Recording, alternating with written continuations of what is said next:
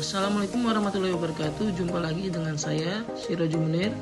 Kali ini kita di mata kuliah Sistem Informasi Geografis di kampus STT Terpadu Nurul Fikri.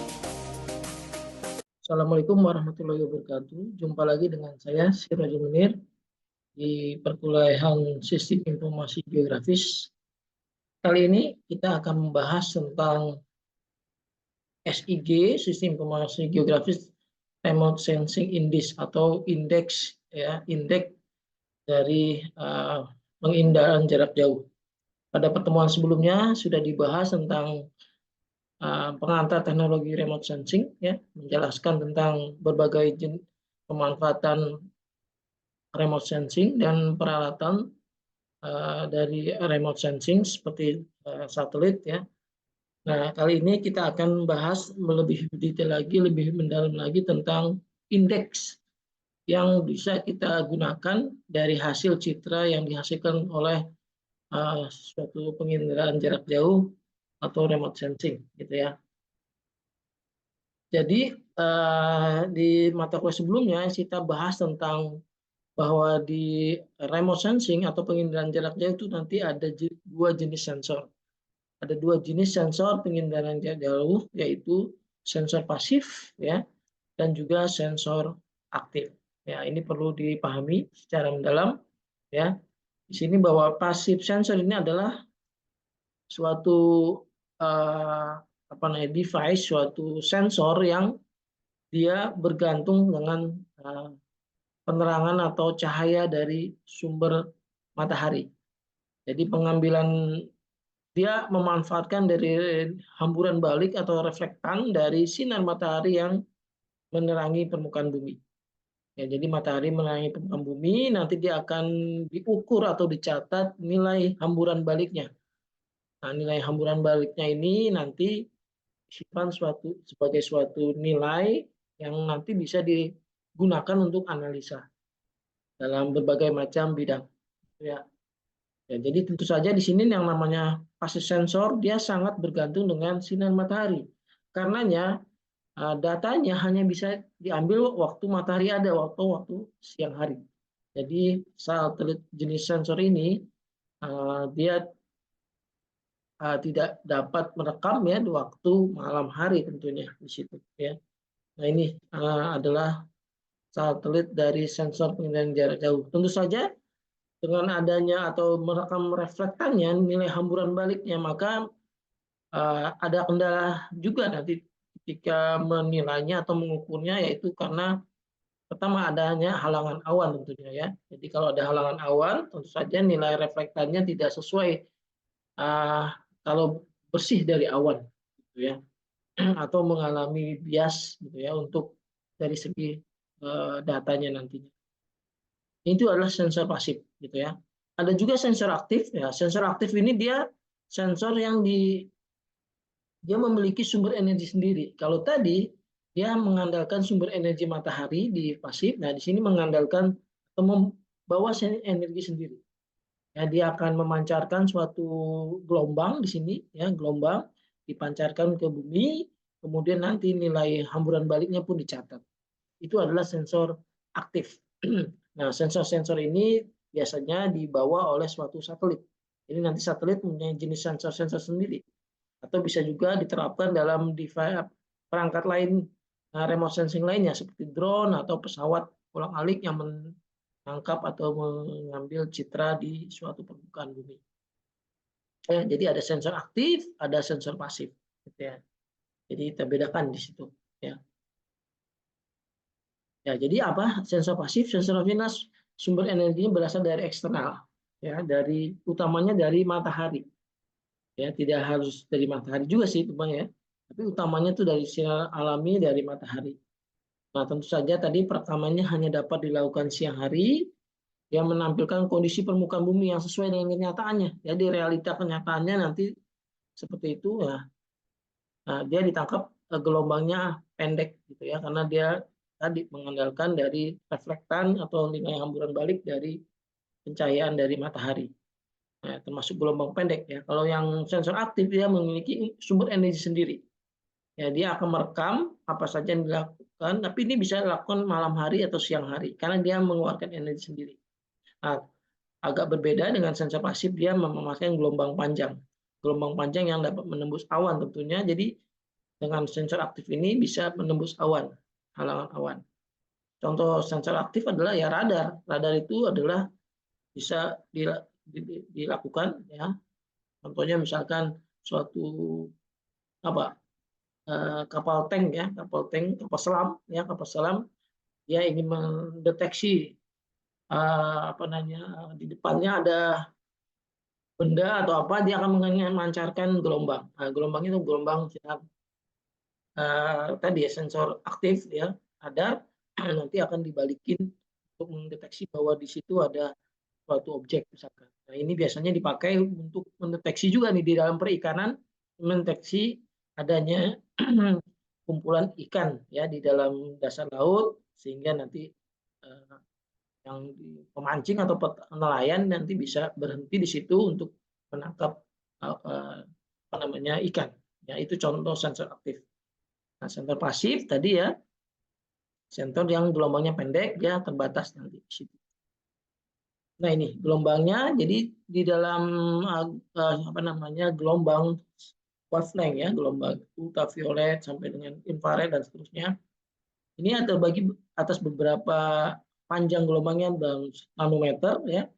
Dan nanti ada yang bisa terlihat langsung ketika dengan mata ya manusia, tapi ada juga yang tidak gitu ya. Contohnya ada yang ultraviolet, bahkan ada di sini microwave, gelombang suara ya, radio wave dan seterusnya di sini. Nah, ini ranahnya radar yang microwave tadi, gelombangnya sangat sedikit ya, sebarannya sangat sedikit, mungkin dua band ya, dua pita gitu ya. Sedangkan yang di multispektral di sini ya bisa sampai 13 band atau 11 band atau 8 band sebarannya gitu ya.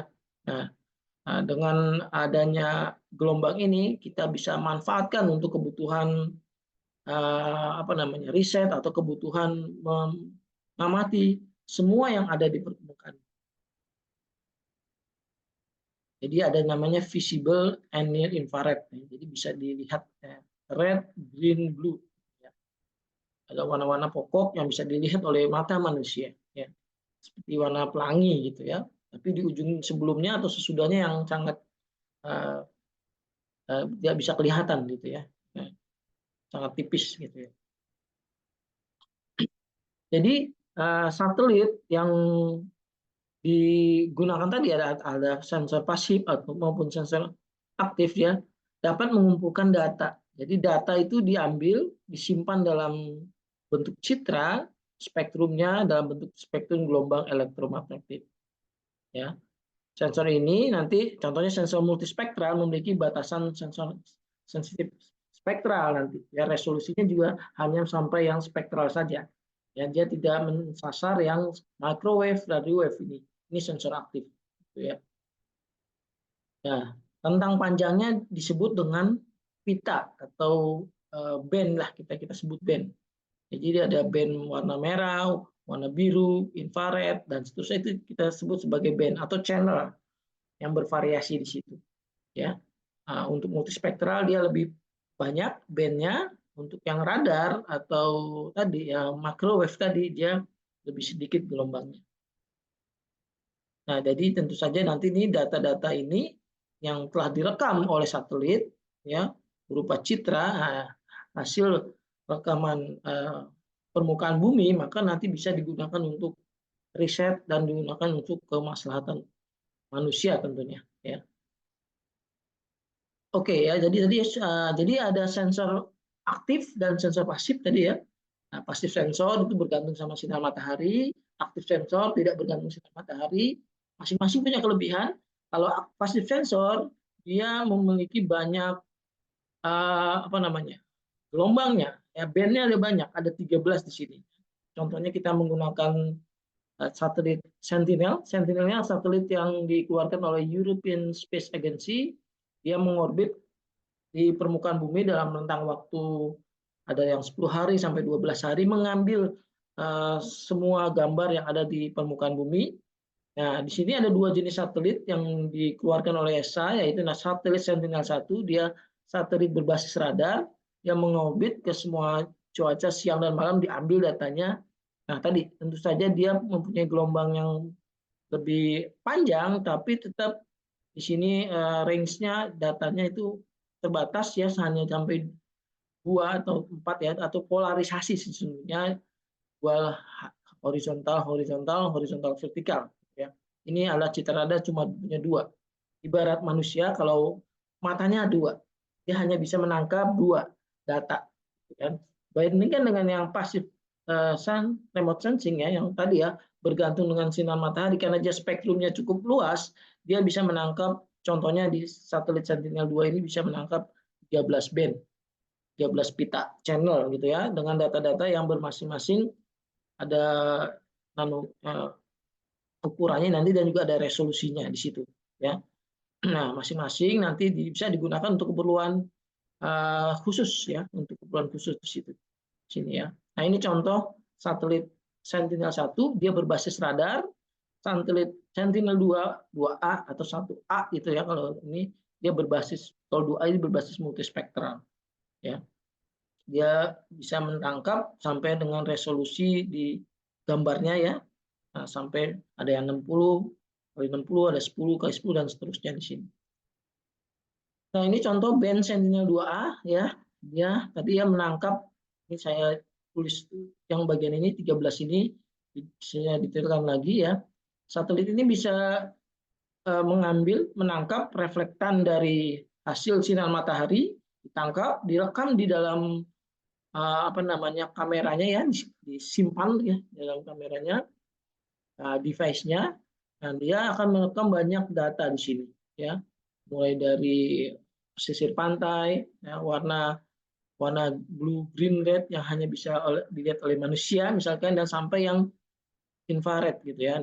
Dan masing-masing ini bisa digunakan untuk keperluan khusus ya, bisa memantau air di laut misalkan, atau permukaan bumi di daratan, lahan vegetasi, pertanian, bahkan bisa juga untuk memantau bangunan buatan manusia ya. Nah, ini satelit Landsat 8 ya, Landsat ini satelitnya dia ada 11 channel ya. Tadi kalau dia di Sentinel-2 ada 13 channel atau band, kalau Landsat itu ada 11 channel.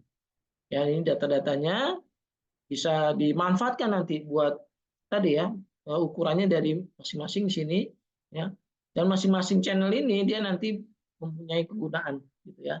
Contohnya di sini band satelit Landsat 8 ya, panjang gelombangnya antara sekian sampai sekian. Nah, bisa gunakan apa aja di sini. Contohnya kita akan mengamati vegetasi nanti. Mengamati vegetasi, kehijauan vegetasi, tingkat kehijauan vegetasi dari suatu area, dipantau tiap bulan atau tiap tahun ya, untuk kita bisa memprediksi bahwa ternyata telah terjadi misalkan penyusutan daerah hijau misalkan ya. Nah, ini nilai-nilai band ini nanti bisa dilakukan analisa ya dari data-data ini ya. Bahkan untuk salju, untuk area pemukiman juga bisa menggunakan data ini. Nah, nanti ada beberapa implementasi atau aplikasi yang digunakan. Nah, ketika menampilkan data ya, kalau kita menggunakan komputer, kita kan komputer hanya bisa red, green, blue, atau kombinasinya di situ kita manfaatkan. Ya. Jadi kalau ketika menampilkan citra dari hasil penginderaan jarak jauh di dalam komputer, maka hanya terbatas oleh menampilkan 3 warna tadi, 3 band. Nah, karenanya nanti perlu adjustment dengan membuat komposit warna ya, atau pembagian warna-warna nanti dibuat lagi, ada yang warna asli, ada yang warna palsu istilahnya ya. Nah, ini nanti diinterpretasikan sendiri, nanti dijelaskan dengan legend ya, atau kalau peta itu ada informasinya tentang area tersebut gitu ya. Nah, ini contohnya lihat dulu kalau di peta Google satelit ya, kita akan bisa melihat bangunan, lapangan ya, jalan raya dan seterusnya dari versi satelitnya. Warnanya pasti kombinasi blue, green, dan red gitu ya. Namun ketika mendapatkan insight dari suatu objek yang lain, contohnya misalkan suatu permukaan yang luas, area yang luas, maka kita butuh warna yang palsunya gitu. Kita akan combine. Biasanya seperti itu untuk riset untuk mengidentifikasi suatu area yang cukup luas misalnya. Nah, ini contohnya misalkan menggunakan semua band, nanti warnanya di-combine, nah jadi seperti ini. Nanti ada interpretasinya untuk warna merah ini artinya apa, ya. Nah, misalkan ada biru, berarti ada area banyak banjir misalkan ya, dan seterusnya ya. Jadi karena tadi ya visualisasi bagi manusia hanya terbatas dengan 3 warna tadi, red, green, blue. Jadi kita bisa dapat menerapkan banyak kombinasi berbeda, yang tentu saja nanti ada informasi khususnya nih. Ini kenapa merah misalkan, nah ini ada ini. Nah, ini kombinasi-kombinasi yang dapat digunakan. Contoh di Landsat 8, di sini kombinasi warna alami ya. Ini 432 band-nya. Tadi kan band-nya ada 11 ya. Nah, mulai dari ini 1 sampai 11 nanti. Ini kombinasi-kombinasi itu nanti bisa digunakan untuk misalkan mendeteksi area vegetasi sehat, area pertanian, ya, ada perubahan lahan ya urban misalkan dan seterusnya nanti bisa digunakan gitu ya. Ini band-band ini adalah kombinasi hasil riset tentu saja ya, hasil riset di bidang penginderaan jarak jauh menggunakan data satelit. Nah, jadi kemudian ada juga yang namanya rasio dari band. Jadi rasio atau perbedaan-perbedaan nilai-nilai yang ada di band ini ya, di channel ini, di pita ini nanti bisa didefinisikan ya dengan membandingkan ya. Jadi ini ada suatu apa namanya? Ya riset dengan menggunakan matematika sederhana ya, bagaimana membandingkan antara nilai-nilai itu dan dilihat polanya gitu ya. Nah, pola-polanya dilihat sehingga nanti dapatlah suatu rasio atau disebut nanti indeks ya yang nanti dapat digunakan untuk memprediksi atau melihat suatu area dari citra yang dihasilkan oleh satelit ya.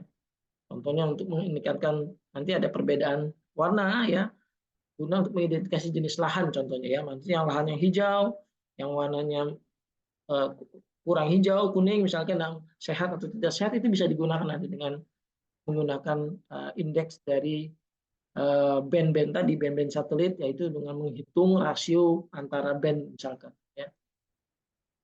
Contohnya adalah rasio band menentukan vegetasi atau tanaman ya, yang sehat dan tidak sehat, healthy vegetation. Nah ini bisa digunakan nih dari citra multispektral yang panjangnya nanti ditentukan juga ya, yang area yang dari multispektral tadi ya, contohnya 0,4 sampai 2,6 nanti akan mengidentifikasi mana suatu area yang memiliki vegetasi yang baik, sehat, mana yang tidak sehat. Ya. Dengan membandingkan tadi ya rasio band tadi. Nah ini ada nama indeksnya ya, NDVI. Nah ini biasanya indeks yang banyak digunakan ketika belajar pertama kali untuk teknologi remote sensing. Penerapannya untuk apa sih? Contohnya adalah dengan mendapatkan nilai indeks NDVI ini, Normalized Difference Vegetation Index ya. Jadi indeks vegetasi ya. Indeks ini kita akan gunakan untuk membedakan antara tanaman atau vegetasi yang sehat dan tidak sehat. Nah, ini rumus NDVI-nya seperti ini. NDVI sama NIR, ini infrared dikurang red, dibagi ini infrared plus red. Jadi kombinasi ini nanti bisa dilihat nanti mana nilai yang sehat, mana yang tidak sehat. Ya. Ya, jadi kita bisa menentukan vegetasi yang sehat dan tidak sehat dengan mendapatkan nilai NDVI-nya. Ya, jadi metodenya standar ya. Jadi ini metode standar yang digunakan membandingkan tingkat kehijauan tanaman dari satelit. Di data satelit kita bisa membedakan nanti nih mana yang hijau sehat tentu saja ya berdasarkan reflektan dari sinar matahari ditangkap oleh satelit. Nah, nanti mana yang stres, mana yang kurang sehat gitu ya. Nah, nilainya biasanya kalau yang sehat itu nilai NIR-nya antara 50% sampai untuk NIR ya, untuk rate-nya itu 8%. Yang sedangkan yang stres tidak sehat itu 40% NIR-nya, 30% rate-nya. Atau nilai NDVI-nya bisa kita dapatkan di sini 0,72, 0,14. Jadi ada standar. Jadi nilainya itu NDVI itu nilainya range-nya adalah dari -1 sampai +1. Ya. Nah, kalau dinyatakan sehat, dia kalau indeks vegetasinya mendekati angka 1. Nah, ini contohnya berarti ini hijau nih sehat nih. Ya. Biasanya nilai vegetasi itu 0,2 sampai 1 gitu ya. 0,2 berarti bisa kita kategorikan tidak sehat kan. Ya, jadi rumusnya ini ya, NIR dikurang red, NIR plus red. Nah, NIR itu tadi ya, band-nya band yang mana tadi? Band ini. Ya, ya band 5 ya. Nah, dikurang band 4 gitu kan. Bagi band 5 tambah band 4 gitu ya. Nah, itu nanti contoh indeks yang digunakan biasanya di bidang pertanian ya. Jadi dengan mengetahui NDVI ini kita bisa menentukan apakah suatu tanaman atau vegetasi itu nanti sehat atau tidak sehat. Nah, itulah salah gunanya satelit, data satelit ya. Nah, ini contohnya -1 sampai 0 berarti tanamannya mati di situ ya. Jadi nilai angin negatif ini biasanya berasosiasi dengan permukaan air, struktur buatan manusia, ya, atau batu atau salju, gitu ya. Nah, kalau tanaman dari 0 sampai 0,3 itu tidak sehat, jadi ya. Jadi kalau nilai NDVI-nya 0 sampai 0,33 berarti tidak sehat. Kalau yang apa namanya ada juga yang sedang moderate, ya, ya hampir sehat gitu ya, tapi ini sedang lah gitu ya. Nah, kalau ini yang sehat banget itu yang 0,66 sampai 1. Nah, ini bisa kita definisikan seperti itu. Jadi tanaman biasanya bernilai positif ya antara 0,2 sampai dengan 1 gitu ya. Nah, dengan data citra ini kita bisa mendeteksi nanti suatu area lahan pertanian, misalkan ambil objek tanamannya, misalkan tebu, ada perkebunan tebu, perkebunan sawit, perkebunan atau padi, lahan padi misalkan, nah bisa dideteksi atau jagung, nah nanti bisa deteksi mana yang sehat, mana tidak sehat berdasarkan data remote sensing tadi ya, bisa menggunakan data satelit atau drone. Nah, ini beberapa indeks vegetasi yang yang biasa dipakai ya. Ada NDVI, ini yang umum ya. Bisa kalian googling nanti, di situ ada beberapa riset yang menggunakan NDVI ini ya untuk melakukan pemantauan suatu area, misalkan di kabupaten mana, misalkan di pesisir pantai mana, ya atau di daerah Pulau Jawa ya, misalkan itu dengan mendapatkan nilai NDVI dalam bentuk time series. Jadi data citranya diambil misalkan 10 tahun terakhir misalkan. Yang mendeteksi bagaimana coba kalau ini bisa diriset tuh daerah IKN ya sekarang yang di Kalimantan itu kita bisa perhatikan nanti bagaimana pertumbuhannya ya sampai sekarang ternyata lahan hijaunya menjadi bangunan misalkan itu bisa dinilai NDVI-nya. Ada juga SAVI, Soil Adjustment Vegetation Index ya. Nah, ini melibatkan soil juga, soil itu adalah tanah gitu ya. Ada juga VARI ya, visible. Nah, ini indeks-indeksnya ini, nah tentu saja ini indeks-indeksnya tidak sembarangan, ini sudah hasil riset dari penelitian-penelitian sebelumnya. Bagaimana implementasinya ya? Implementasi contoh aplikasi indeks vegetasi ini contohnya digunakan untuk ini ya, melihat pola perkembangan tiap bulannya ternyata area di bawah kanopi tadi ya atau ternyata di bulan September itu mulai hijau. Ini biasanya untuk yang beriklim 4 musim ya. Ada musim semi, musim salju, musim semi, musim panas, dan musim rontok gitu ya. Nah, ini. Jadi bisa diamati NDVI-nya di sini. Nah, ini sama seperti tadi ya, bulan Juni, Mei, April, September, Agustus, Juli ya, kondisinya sehat atau tidak selama masa itu bisa digunakan ya. Bisa diamati misalkan ya. Jadi sebagai aplikasi sistem informasi geografis untuk pemantauan lahan. Ya, jadi suatu sistem early warning system misalkan. Kalau di lahan pertanian maka nanti kalau sudah warnanya merah misalkan harus segera diberi pupuk misalkan. Ya biar nanti kondisi tanamannya sehat kembali. Nah, ini ada biomass estimation yang bisa juga diestimasi berapa nilai biomasnya dengan NDVI, dengan SAVI. Nah, ini indeks-indeksnya nanti di situ bisa dilihat. Ya. Nah, ini beberapa riset ya, implementasinya seperti itu. Atau dengan data time series, misalkan ini contohnya mengambil dari 1987 sampai tanggal 1993 diambil. Kan ini datanya semua sudah ada ya. datanya sudah ada, 6 bulan bisa di-download ya, beberapa bisa free download, bahkan Google sudah bisa mendownload dari Google ya, Google. Nah, nanti bisa diambil datanya, kemudian dibikin grafiknya nih, setiap tahunnya bagaimana kondisinya, pola-polanya bisa diamati dari Januari sampai Desember setiap tahunnya. Ya, sehingga nanti bisa digunakan untuk kebutuhan manusia ya, untuk prediksi ya, dari suatu perkembangan tanaman misalnya, ya. Ini indeks vegetasi. Nah, indeks lain adalah indeks yang dikait dengan air di situ ya. Jadi data satelit tidak hanya mengcover menangkap data-data yang ada di daratan, tapi juga di lautan. Nah, ada beberapa indeks yang juga bisa digunakan ya. Indeks ini untuk melihat dan water mapping ya, pemetaan air gitu ya, kondisinya gimana. Ini indeks-indeksnya bisa digunakan juga di sini. Ya. Nah ini atau flood mapping ya, pemetaan banjir misalkan, sebelum banjir, sesudah banjir bisa dilihat di peta itu di situ ya. Ya, contoh yang terkini nih, pada saat video ini dibuat adalah banjir rob yang melanda kawasan pantai utara Jawa, yaitu daerah Demak gitu ya. Ada Jepara di situ, Semarang yaitu daerah banjir. Bisa dipetakan itu nanti sebelum dan sesudahnya, sehingga jadi bahan untuk pengambilan keputusan dari pejabat pemerintahan ya, harus mengantisipasi nih walau di bulan sekian dengan musim laut pasang dan seterusnya akan mengakibatkan banjir rob gitu ya, sehingga bisa diantisipasi untuk keperluan manusia sehingga meminimalisasi apa namanya dampak dari cuaca atau dampak dari banjir contohnya seperti itu. Jadi bisa di aplikasi indeks air ya untuk memetakan kondisi yang warna biru nih, genangan air dan seterusnya. Ini contoh data-datanya di Jerman, Cina, Peru ya, pengambilan datanya. Ya.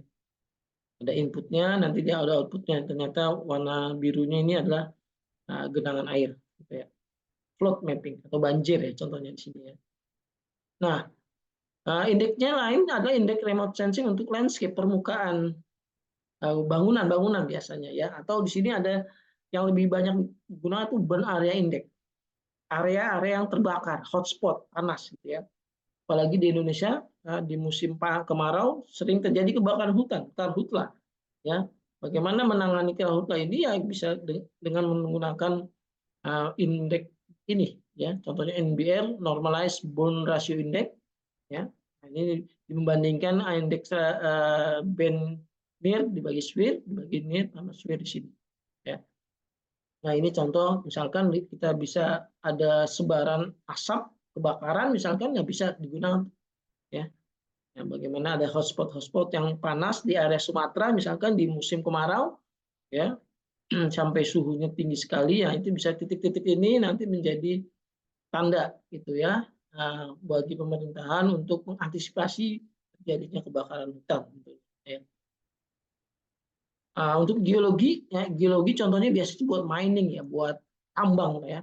Bagaimana data-data dari satelit bisa digunakan untuk mengantisipasi atau mendeteksi adanya tambang-tambang spesifik mineral ya, seperti emas, nikel, batu bara dan seterusnya, itu bisa juga diambil datanya, pemetaannya bagaimana gitu ya. Ya kalau di Indonesia tuh yang lagi ramai adalah nikel ya. Ini ada mining nikel di Sulawesi ya. Nah, di sini bisa dipetakan di situ ya, dengan peta indeks geologi ini bisa dihasilkan ya data-data yang bisa mendukung untuk kebijakan tentunya, bagaimana apa namanya mineralnya lama-lama habis nih misalkan gitu ya, harus diantisipasi oleh pemerintah yang terkait ya. Ini contoh implementasi di indeks geologi. Ya, jadi banyak ya implementasi dari data-data satelit yang dapat digunakan nanti ya. Berdasarkan data band tadi, band 13 band, misalkan di Sentinel-2A atau Landsat ada 11 band.